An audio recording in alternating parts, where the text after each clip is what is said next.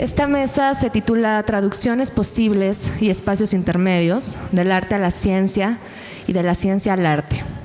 Nos acompaña Adrián Santuario, nuestro moderador para esta mesa, físico, programador y artista multidisciplinario. Tenemos el placer de contar con la presencia del doctor José Antonio Seade, matemático y además director del Instituto de Matemáticas de la UNAM. Nos acompaña también Antonio Isaac, artista.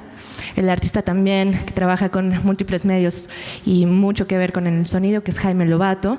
Y no tenemos la presencia ahora de Sandra Real, otra artista que esperamos que se una pronto a la mesa, pero vamos a comenzar ya para no retrasar las próximas intervenciones.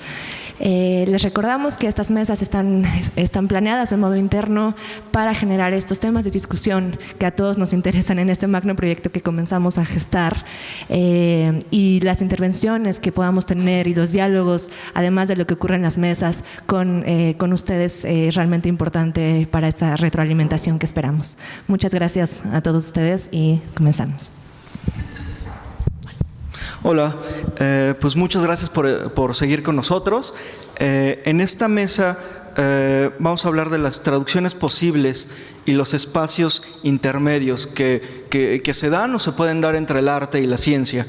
Y antes de darle la palabra a nuestros invitados, quisiera decirles que los artistas, primero voy a hacer una pequeña notita sobre los artistas que me caen muy bien, ¿no? Sobre todo porque tengo grandes amigos artistas, pero sobre todo porque tienen un gran talento, ¿no?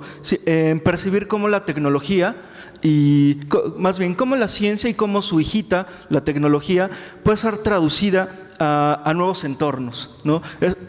Traducida a nuevos entornos principalmente para servir ciertas necesidades, ¿no? Tal vez proporcionar variedad, ¿no? y sobre todo enriquecimiento a nuestra vida, ¿no? Y también del otro lado, los científicos tienen un gran interés en la manera en que las cosas funcionan, ¿no? Y sobre todo, para mí, un científico tal vez no es como hace ratito nos decía nuestro querido Pepe Franco, no buscan la verdad tal vez absoluta, pero sí son unos grandes resolvedores de problemas, ¿no? Principalmente proponen problemas y buscan cómo resolverlos, y ese es su principal trabajo tal vez.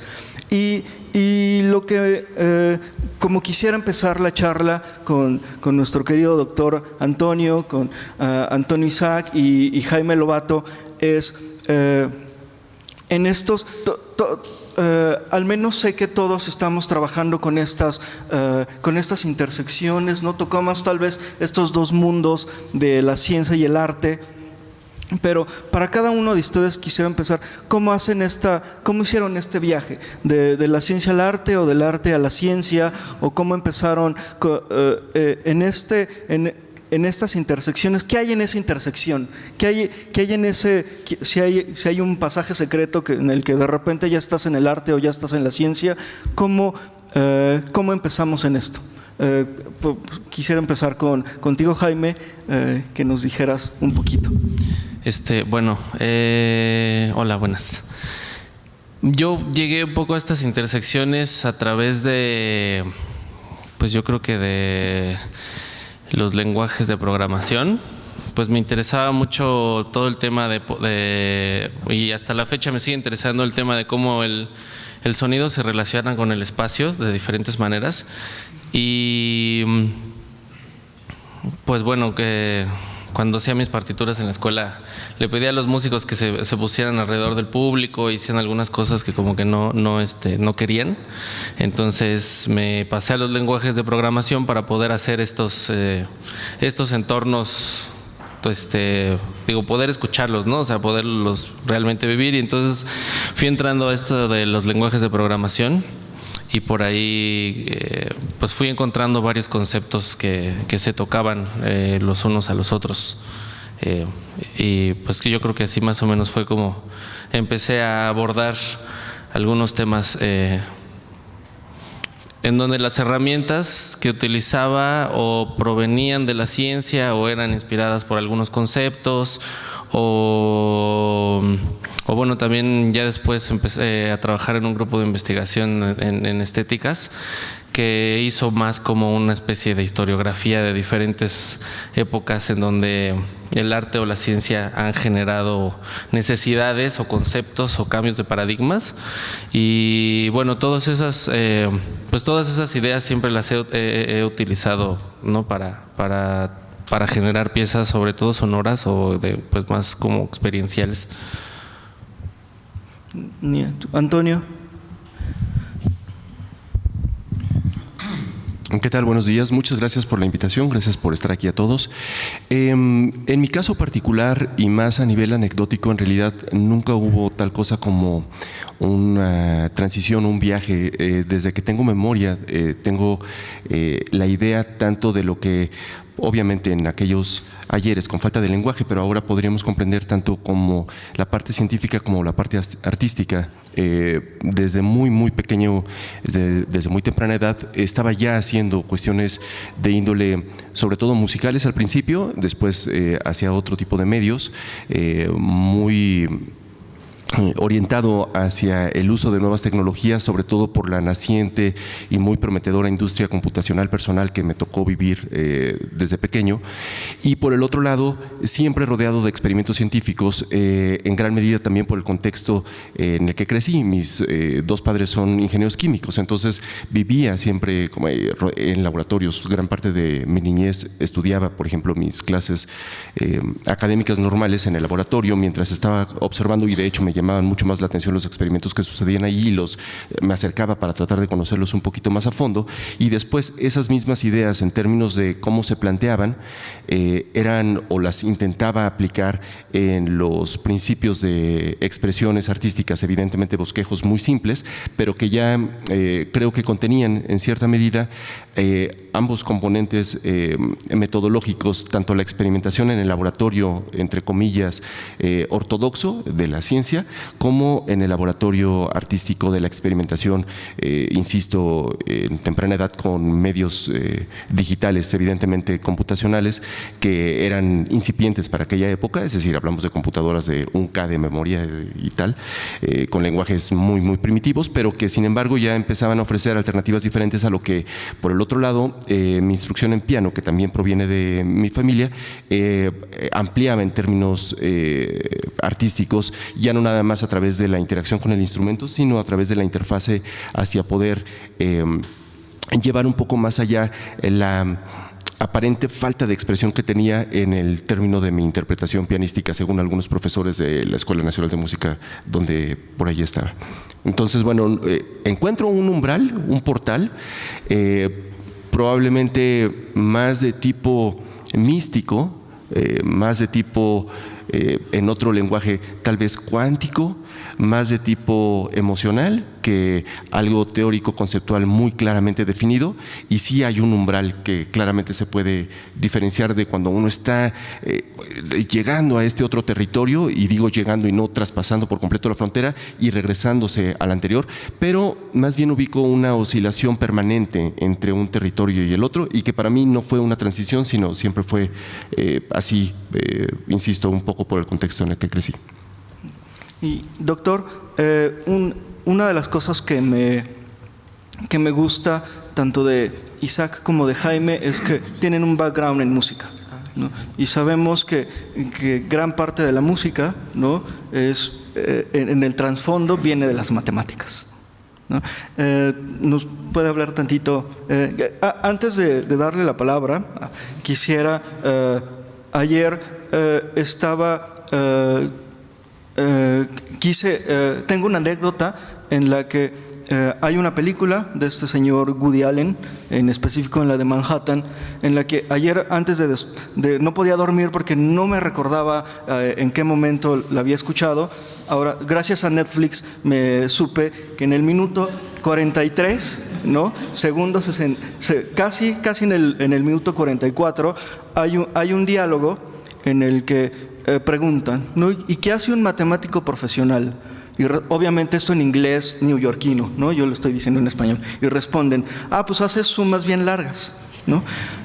En ese momento dije, bueno, ya me quedó muy claro qué hacen los matemáticos gringos, pero ¿qué hacemos en México? ¿Qué hacen los matemáticos en México? Sumas menos largas. No. Bueno, entonces, ¿de qué hablamos? ¿De la música? Bueno, vamos entrando en tema. Ciertamente yo no soy, desafortunadamente, no he creado arte yo mismo, soy un amante del arte, me gusta el arte, estoy cercano al arte porque mi esposa es artista y porque toda la vida me ha gustado el arte.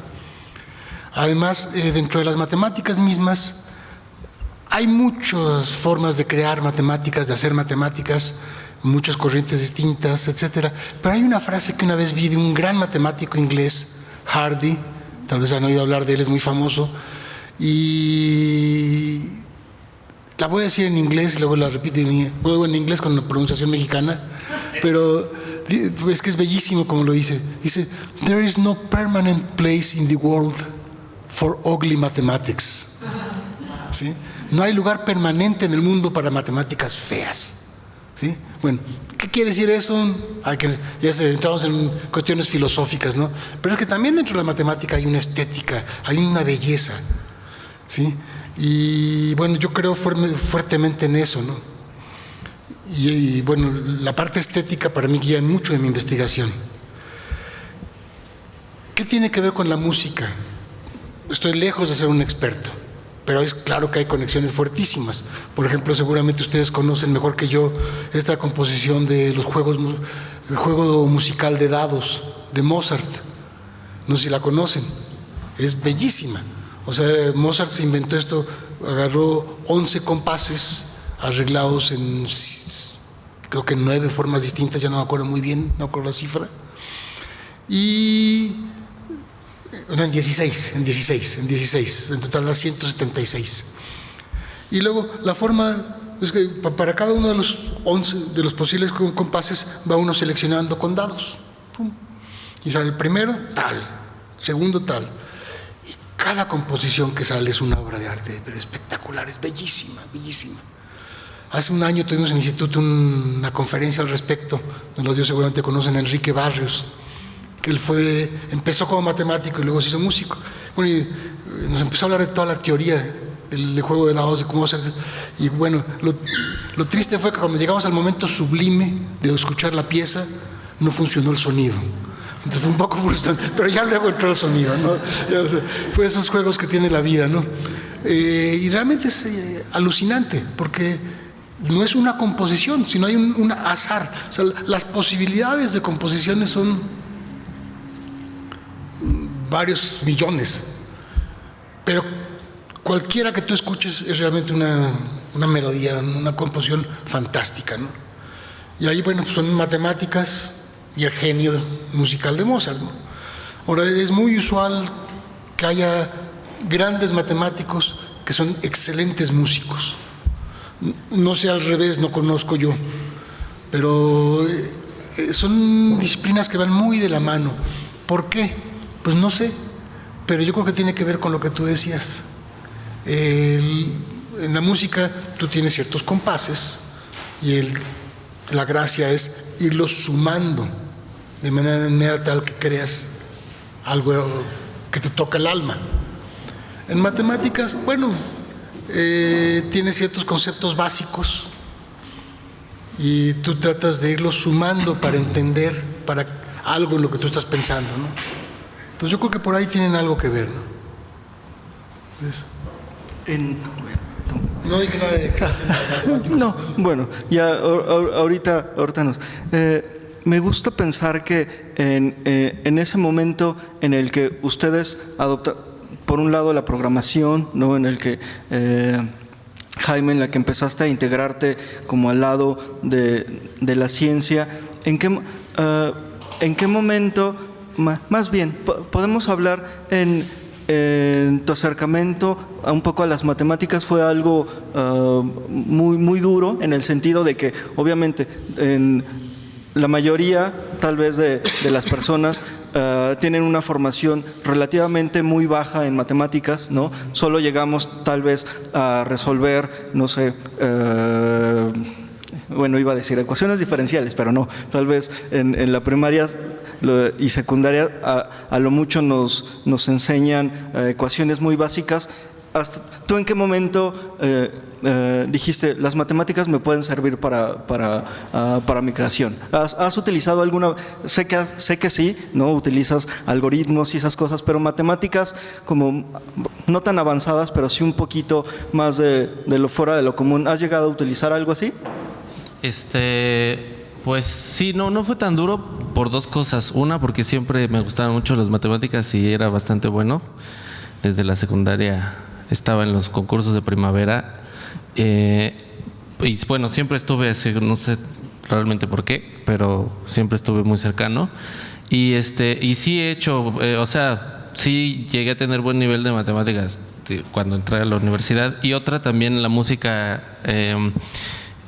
como no, bueno, si no tiene letra, si no es sonido, ese nivel de abstracción que puede manejar, es decir, no es muy difícil para la música hacer alguna aseveración ética o política, ¿sabes? No puede, o sea, es otro tipo de lenguaje, ¿no? Y también se debate mucho si puede llegar a ser un lenguaje o no, ¿no? Pasa un tiempo en donde se generan ciertas gramáticas afines para todos, entonces podemos más o menos comunicarnos a través de eso, pero no puede hacer ese tipo de acercamientos a la realidad, me parece. Entonces, mucho en lo que piensan los compositores es en términos muy parecidos, o sea, estructurales. Y bueno, pues no sé, si tal vez haya, por ejemplo, algo ahí en el sonido que sea también de esa naturaleza, porque sí ha habido como, es que digamos, por ejemplo, creo que la tecnología en ese, que más o menos es un término muy usado hoy en día, siempre está junto a la generación de conocimientos de cualquier tipo. Entonces, o sea, desde, digamos, ahora las que son más afines o las que son más recientes, pues son las computacionales, pero sin el desarrollo de pigmentos en el siglo XIX no se hubiera podido pensar en la llegada del impresionismo, o cuando se empieza ya a manejar el acero, pues empieza a surgir otro tipo de arquitectura porque ese material lo permite, ¿no? Entonces, como que, bueno, la música ahí también siempre ha tenido como con ese nivel de abstracción se generan también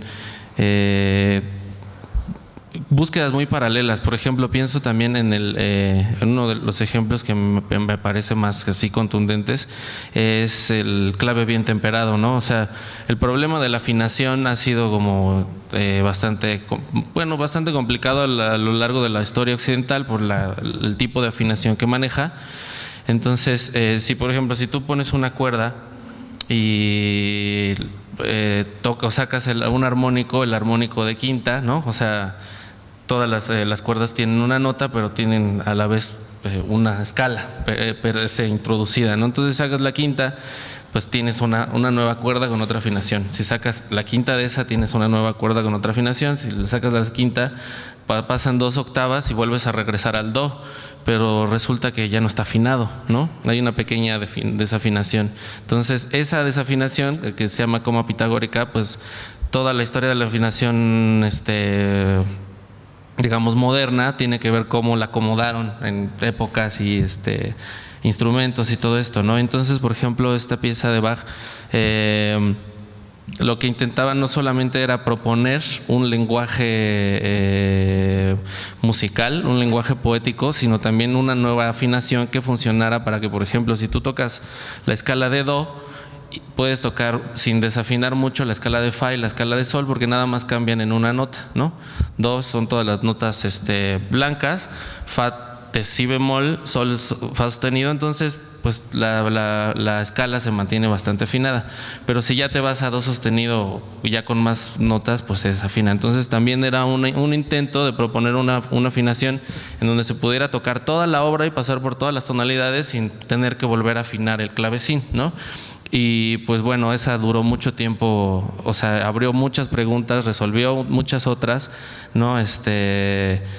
Y bueno, también creo que desde las intenciones de búsqueda del arte también se pueden resolver problemas formales y de tipo científico, o sea, digamos, de llegar a la afinación moderna que es raíz doceava de 2, ya digamos teorizada más desde la física, pues tuvo también toda una historia de búsqueda que llegó desde la intuición, desde la poética, pero eso no le quita la rigurosidad de la abstracción, digamos de la abstracción al menos, ¿no? Porque sí, también hay compositores que no les interesan esas cosas, ¿no? O sea, hablan más de la poética o de los sentimientos y bueno, pues es todo un abanico muy, muy amplio, pero bueno, hay quienes yo creo que por esa realidad logran ahí pues tener esas afinidades. Y Antonio,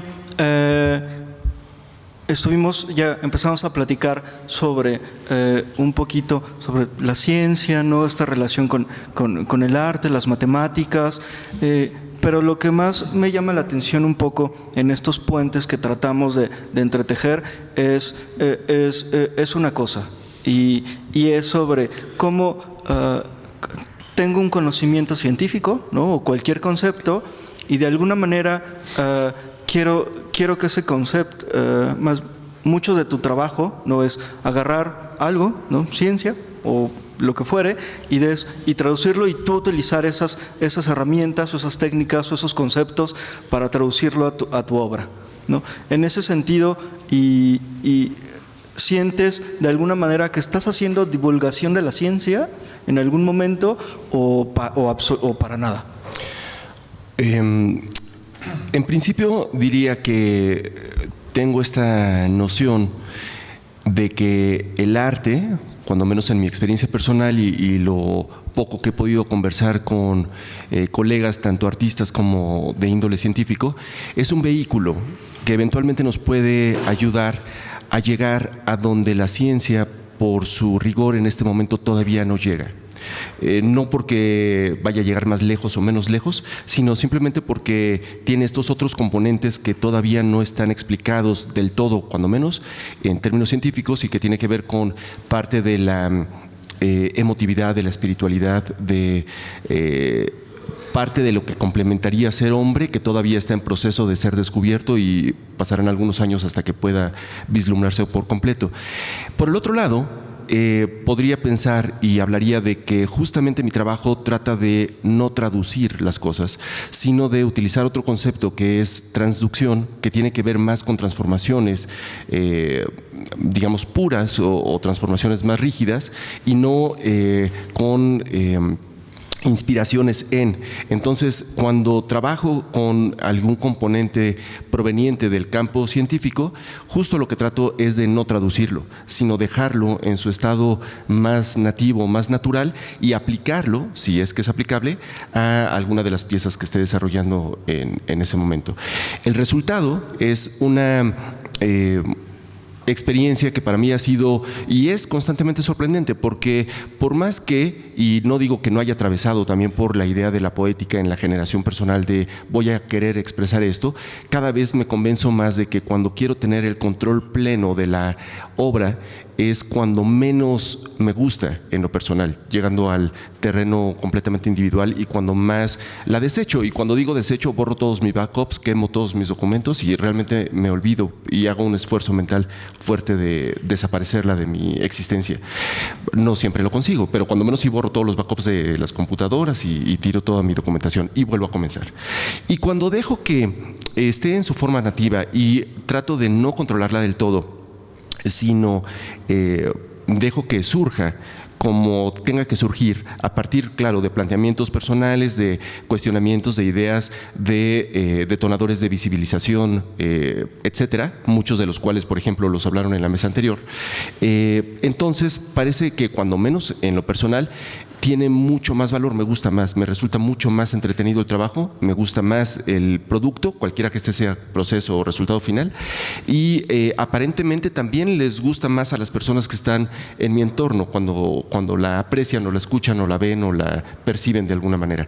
Entonces, en ese sentido, me parece que todo este contexto que tiene mucho más que ver con el no poder controlar completamente todas las variables que puede contener una obra artística, pertenecería más a un análisis matemático de caos o de teoría de complejidad que a una creación artística en sí. Y si se aplica más en el sentido metodológico que en el sentido estrictamente estructural, me parece que puede ser uno de los caminos de conexión, este umbral del que hablaba hace ratito, entre arte y ciencia. Y además creo que sucede muchas veces, pero en múltiples ocasiones, a veces la forma, insisto ahí en el lenguaje, en la que lo expresamos desde el punto de vista artístico o en la que lo expresan desde el punto de vista científico, lo único que falta es justo este intermediario que pudiera como saber que estamos hablando de la misma cosa, tal vez dicha de maneras diferentes. En ese sentido, la traducción cobraría su relevancia, pero en mi propio trabajo personal preferiría no pasar por este lenguaje común, digamos. Y entonces, en ese sentido, esa apropiación un poco de la ciencia que has tenido, no es que sea marginal, ¿no?, sino al contrario, pero sí la tienes en ese momento un poco, no sé, la mantienes un poco pura, por así decirlo. Muy. Pongo un ejemplo práctico. Tengo este trabajo que se llama Oscilaciones de la Naturaleza. En este trabajo lo que hice fue instalar una serie de detectores a través de biosensores, que por supuesto pasan por robótica, por tecnología y por programación, que telemétricamente de manera no intrusiva están detectando temperatura, velocidad de flujos, movimiento involuntario de la pupila, aleteos, parpadeos, ultrasonido, frecuencias subsónicas de especies endémicas y nativas de México, animales y vegetales, y llegamos a observar estos protozoarios que particularmente crecen en lagos de las faldas de los volcanes que tenemos aquí cerca. Resulta que cuando estos protozoarios fueron no inspiración para el segundo movimiento de esta pieza, sino transducidos directamente para tratar de escuchar cómo sonarían si fueran en una escala humana, emerge de manera directa toda una composición sonora ya de por sí interesante, a la que personalmente prefiero ya no tocar más, sino dejarla como una exposición justo de ese proceso. Y resulta además que esta exposición de frecuencias en amplitud muy amplificada, para poderlos escuchar nosotros, estos seres son microscópicos, cuando eran realimentados a los mismos en su propio cultivo, generaban comportamientos que no habían sido observados anteriormente, y a partir de ahí, esto fue en colaboración con el con el laboratorio de protozoología, justo aquí en la Facultad de Ciencias en la UNAM, la parte biológica, la parte de protozoología, determinó que eran comportamientos nunca antes observados y que de hecho no se observan en ningún otro protozoario de estas especies, particularmente paramecios y vortichelas, en ningún otro lugar del mundo, de tal suerte que ahora estos son reconocidos como protozoarios endémicos de México. Y tiene que ver con la acidez, aparentemente, de los lagos que están a las faldas de estos volcanes. Los mismos paramecios y vortichelas de otros lugares, si son introducidos a este ecosistema, se mueren muy pronto justamente por estas características. Entonces, ahí es donde podría hablar justamente de este no control y no intervención, pero descubrimiento, donde aprovecho para comentar tal vez una visión artística que podríamos llamar desde el punto de vista científico, tal vez incluso ingenua o menos sistematizada, puede hacernos ver a quienes están trabajando en la investigación científica algunos hechos que posiblemente se pasaron por alto, justamente por lo mismo que también pasa en las artes, esta extrema formación disciplinar en la que vivimos de acuerdo a los modelos académicos actuales. Y en este momento me hiciste notar dos cosas. Una es de que también tanto Jaime en esta búsqueda de patrones y de decir lo indecible en el momento, esto de decir lo indecible en el sentido en el que categorizo algo que tal vez que mis sentidos como humano, ¿no? Mi oído, mi olfato, no me dejan discernir, ¿no? Como estos movimientos de protozoarios, ¿no? Que si me pongo unas prótesis como microscopios o como tus piezas, ¿no? Ya puedo llegar a oírlos, o ya puedo llegar a sentirlos un poco en ese momento. Y por otro lado, de la ciencia siempre estamos buscando patrones, ¿no? Tal vez eso es una de las cosas que identifica más, ¿no? al trabajo del científico. Y recuerdo tal vez el mismo Kepler, ¿no? Siendo astrónomo, pero sobre todo con una formación matemática, ¿no? Logra componer una sinfonía, ¿no? Matemática, ¿no? de este baile, de esta danza que dan los astros, ¿no? En este sentido, doctor, ¿nos puede ahondar un poquito más? Sí, bueno, con respecto a Kepler y esto que mencionas, la verdad no sé. Pero sobre patrones sí hay cosas muy bonitas. Por ejemplo, bueno, todos estamos familiarizados con los mosaicos. En el Museo de Ciencias tienen un mosaico de Penrose muy precioso. Y bueno, los mosaicos es básicamente un patrón que tú repites. Tienes un cierto tipo de mosaico y te pones a llenar tu espacio con repeticiones de ese patrón. Bueno, una de las primeras preguntas es, si yo tengo el plano, ¿cómo lo puedo yo cubrir con figuras regulares? Por ejemplo, con un triángulo. ¿Con qué triángulos? ¿Cualquier triángulo? Pues no. ¿Cuáles sí? ¿Cuáles no? Con un cuadrado. ¿Alguna vez han visto un plano un mosaico en el piso, donde todas las piezas del mosaico sean pentágonos? Pues no se puede. No es que a nadie se le haya ocurrido, es que no se puede. Bueno, el primer resultado matemático al respecto se atribuye a Leonardo da Vinci, es el teorema de Leonardo da Vinci. ¿Cómo llegó Leonardo a eso? Pues no creo que él estuviera tratando de demostrar un teorema. Yo me imagino, no tengo idea de cómo llegó, pero seguro que tenía que ver con la parte artística, ¿sí? Y esa búsqueda de patrones, bueno, dio origen a toda una área gigantesca de las matemáticas. Se relaciona con un concepto que aparece por todos los, que es el concepto de simetrías. Eso se relaciona con el concepto matemático de isometrías. Isometrías que tienes un cierto conjunto, un espacio, y quieres dar una transformación de ese espacio en sí mismo que preserve distancias. Que si tú tienes un objeto y lo mandas para el otro lado, mide lo mismo. Esas son las isometrías. Y eso viene en gran parte de ese resultado de Leonardo da Vinci, que es bellísimo. Y bueno, hace rato mencionaron patrones, se habló de patrones, se habló de una mística.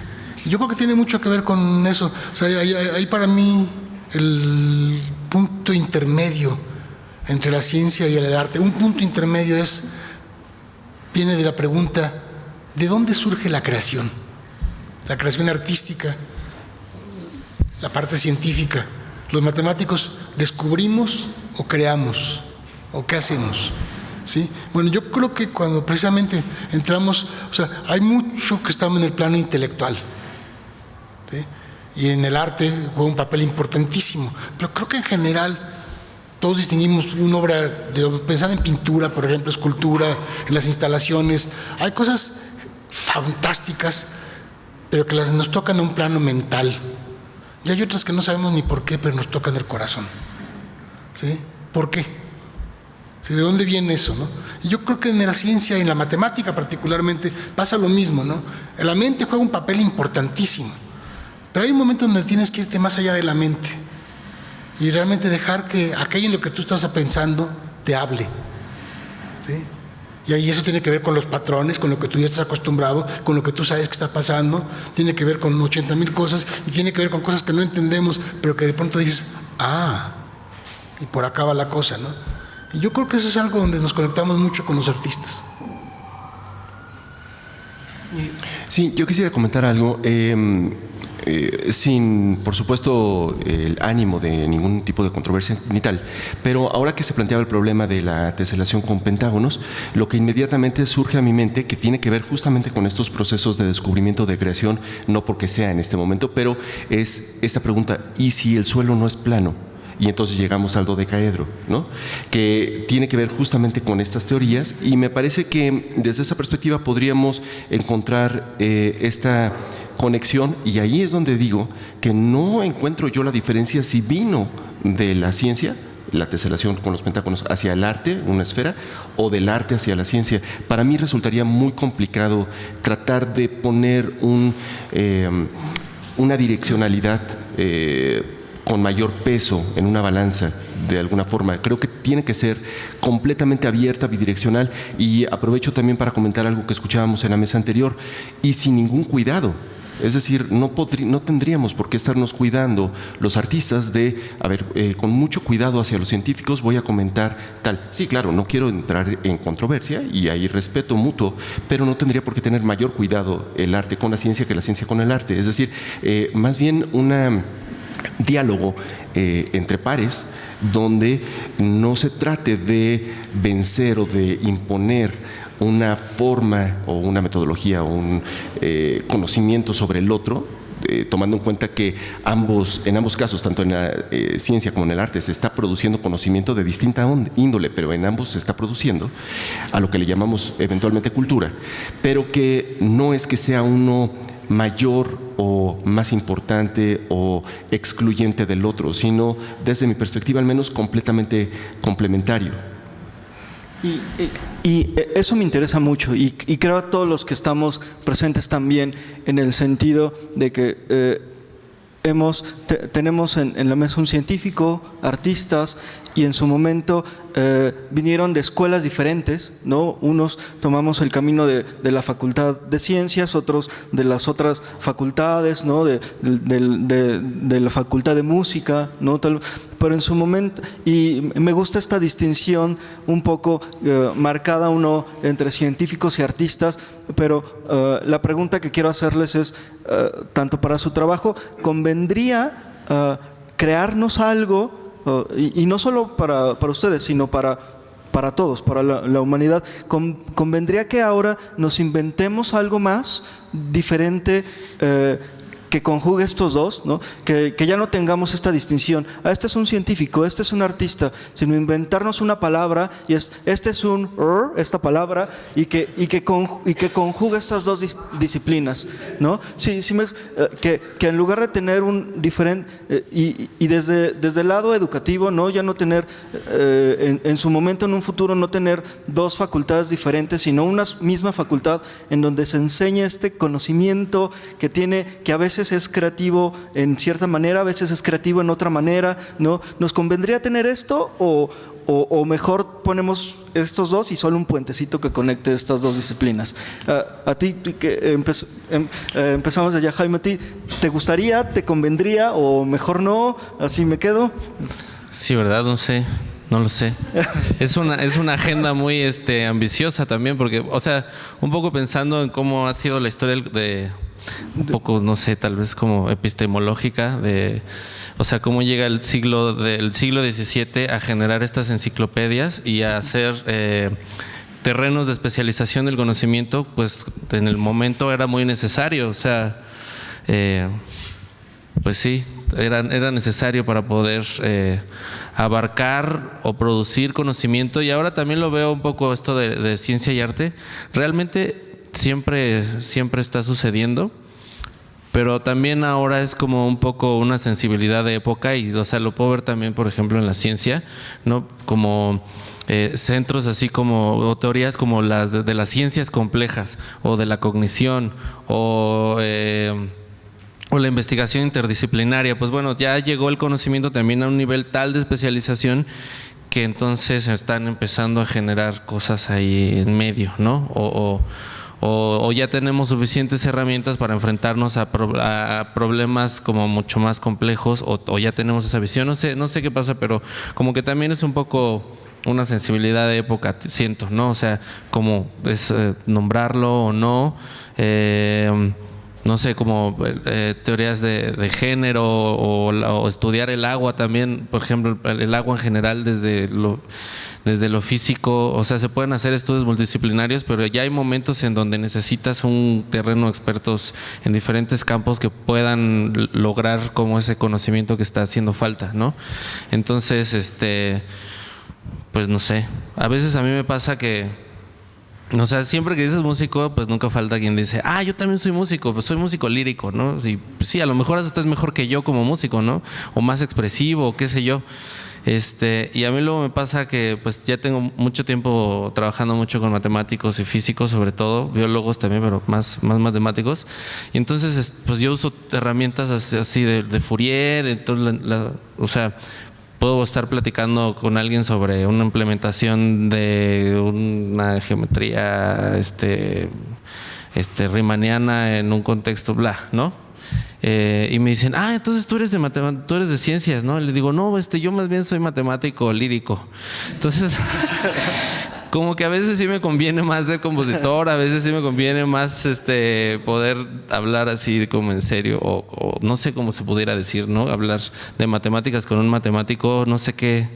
También siento que tiene que ver con un cierto terreno político de cómo las instituciones de validación de conocimiento ganan cierto poder en la sociedad, en una época o en otra, ¿no? También, o sea, simplemente para pedir un presupuesto de CONACYT, pues siempre se los dan más a las ciencias duras, ¿no? Y yo, un poco cercanos a estos centros de investigación interdisciplinaria, como que también lo veía así como de, sí, pues yo también puedo pedir más dinero. Y entonces es como una guerra ahí bueno, no guerra, pues, pero sí como un poder, empoderamiento de conceptos, ¿sabes? O sea, yo sí lo puedo anunciar de esta manera,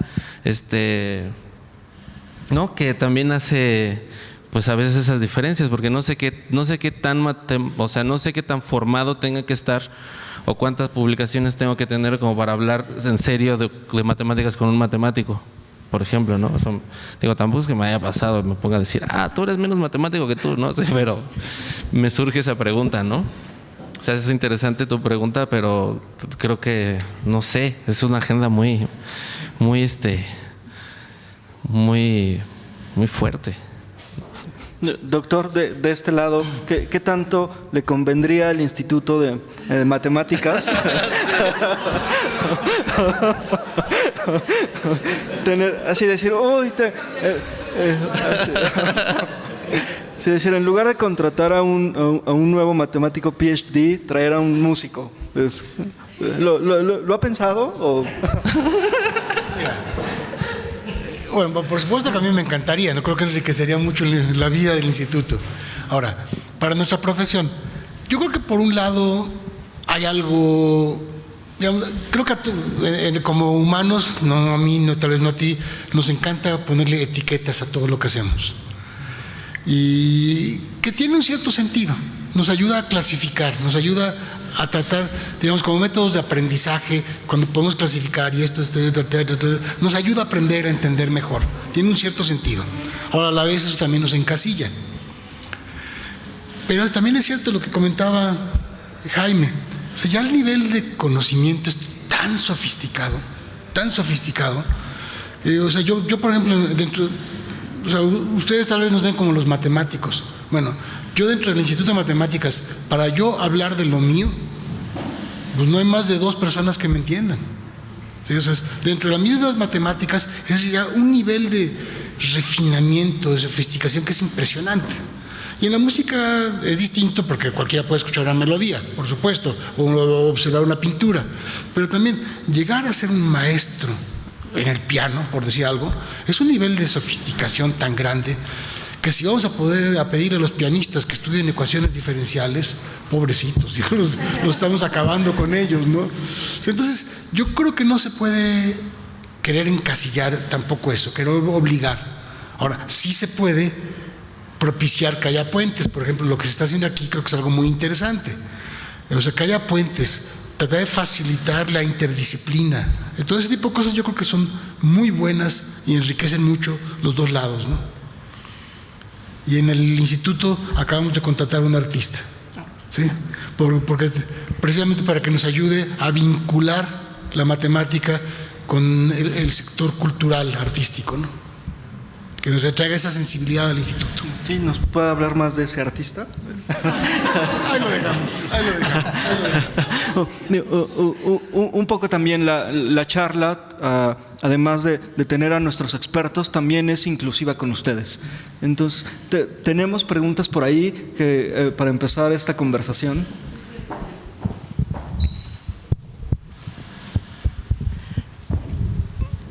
Yo creo que parte interesante que vale la pena como investigar y ahondar es, estamos siempre normalmente hablando de los artistas y los científicos, pero con el ejemplo de Antonio y de Jaime, de cuando no hubo diferencia, cuando estamos, o sea, buscar ese punto de intersección entre el arte y la ciencia en la persona que ya le integra los dos, que surge desde la educación, porque tuvieron o papás científicos o porque tuvieron ese contacto, se da de una forma natural.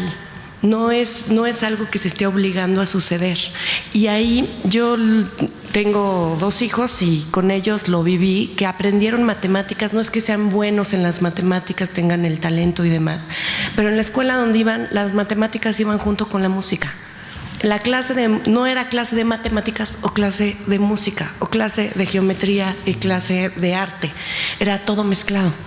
Entonces para ellos fue como muy natural ese aprendizaje y se da propio en la mente. Y no quiere decir quitarle el nombre de matemáticas a matemáticas y de arte a música y demás, pero cuando esos puntos, tratar de encontrar, cuando uno tiene un pensamiento científico y que uno lo desarrolla desde chico, tratar de encontrar esos puentes, uno ya borra esa línea. Entonces, cuando vamos a hacer esta colaboración entre arte y ciencia, desde ya formados con estas categorías, lo que tenemos que buscar no es cómo mezclar las categorías, sino ese punto de relación, donde nos relacionamos y donde a partir de eso empezamos a construir para los que siguen. Creo que. ¿Alguien quiere hacer otro comentario o preguntarnos algo?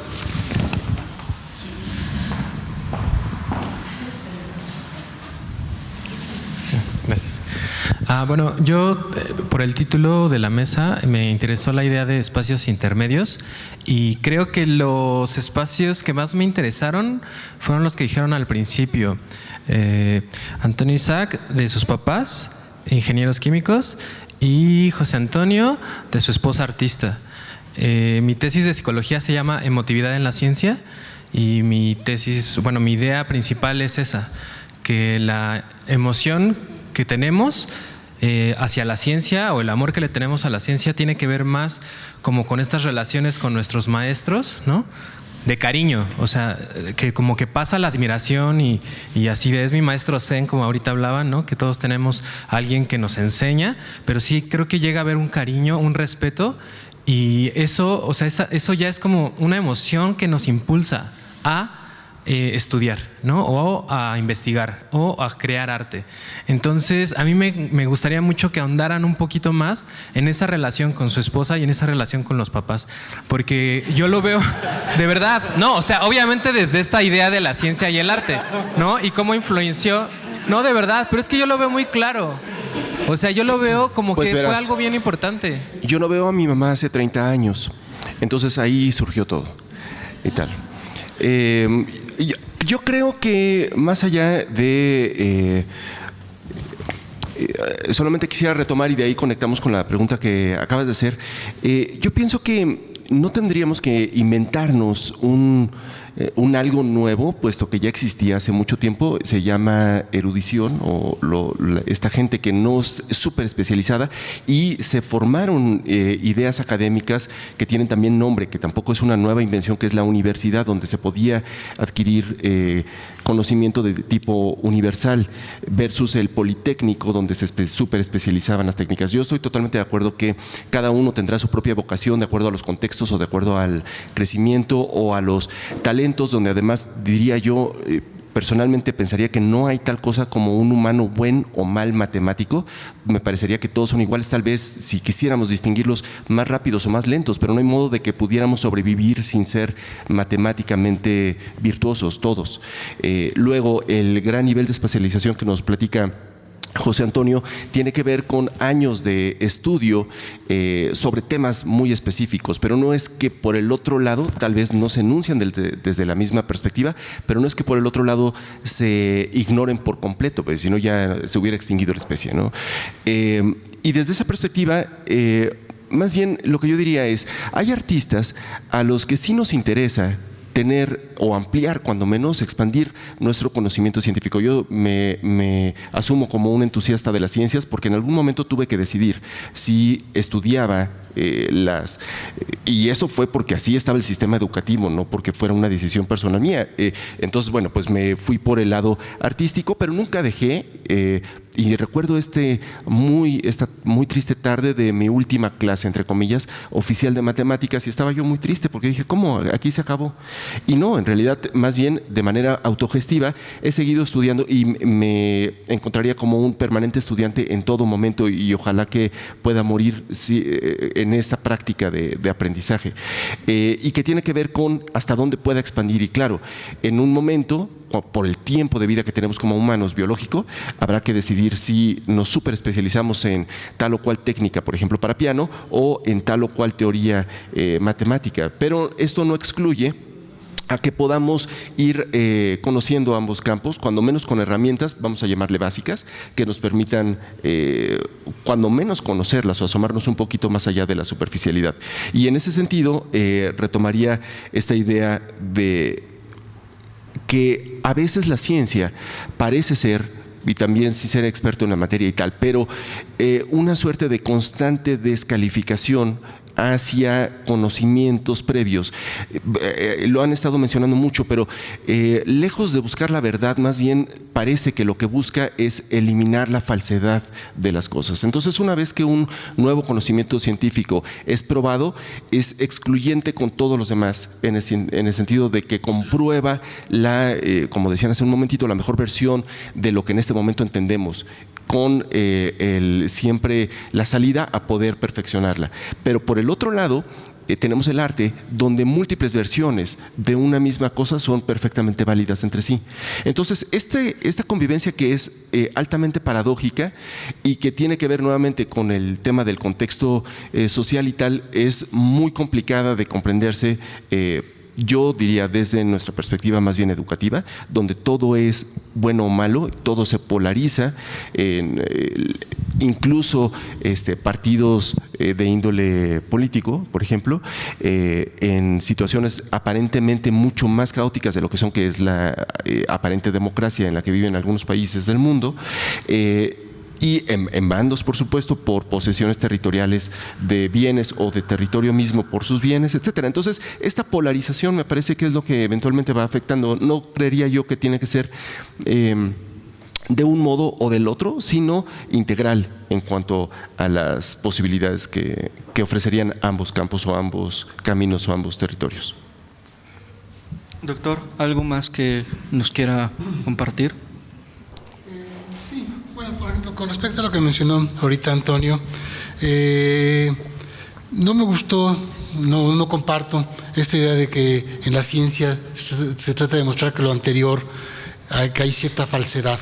Yo no me iría por ahí. Más bien yo creo que es una continua búsqueda de refinar nuestro entendimiento, de ir más hondo, de entender más. Siempre hay algo más que entender, algo. Y entonces, al estar haciendo eso, bueno, sí sale a la luz que hay cosas que antes creíamos como verdades absolutas y tal vez no son tan absolutas, o a lo mejor no son ni siquiera verdades. Entonces, pero creo que lo que se busca es más bien ir entendiendo más hondo. Y en lo que es matemáticas, estoy más extremo. La matemática realmente es impresionante y es tal vez por lo que es tan difícil para la gente en general, porque realmente se construyen mucho en lo anterior. O sea, en matemáticas no hay conocimiento obsoleto. Hoy seguimos usando las matemáticas que se descubrieron hace 500 años, hace 400. O sea, continuamente vamos los matemáticos a la biblioteca a sacar artículos de hace 100, 120 años, a estudiar, a ver qué demonios estaba ahí, porque lo que estaba ahí sigue siendo válido, ¿no? Entonces vamos como que sumando en base a lo anterior. Ahora, y por eso lo de las sumas muy largas que tú decías, por eso le decía, no es nada más sumar 2 más 2, es realmente sumar conceptos, sumar ideas, sumar conocimientos, si vas avanzando en esa forma. Ahora, ¿qué tiene que ver esto con el artista, etcétera? Ahí ya estamos en un terreno donde muy filosófico en cierta forma, que es lo que mencioné brevemente hace rato. Las matemáticas las inventamos o las descubrimos. Nos podemos poner a discutir ahí, aún entre matemáticos y filósofos, y no vamos a estar de acuerdo. Hay unos que piensan una cosa, otros que piensan otra, hay argumentos para todo.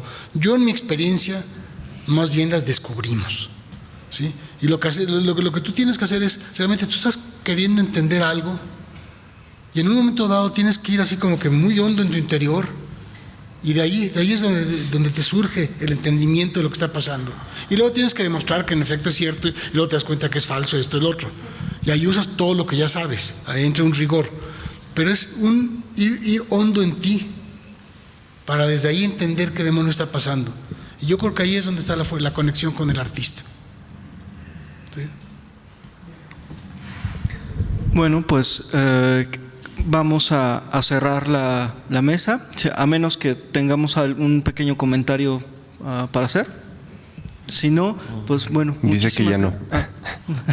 Muchísimas gracias, y pues para cerrar y para hacer un último comentario, me parece que para aquellos valientes que se dedican al arte y a la ciencia, tal vez estos nodos, tal vez estos puentes, tal vez no están en instituciones, bueno, sí, pero tal vez el último punto donde se encuentran más bien es que el arte y la ciencia proveen un sentimiento, ¿no? Un sentimiento de conexión con estos complejos, con este complejo entramado que llamamos el universo, ¿no?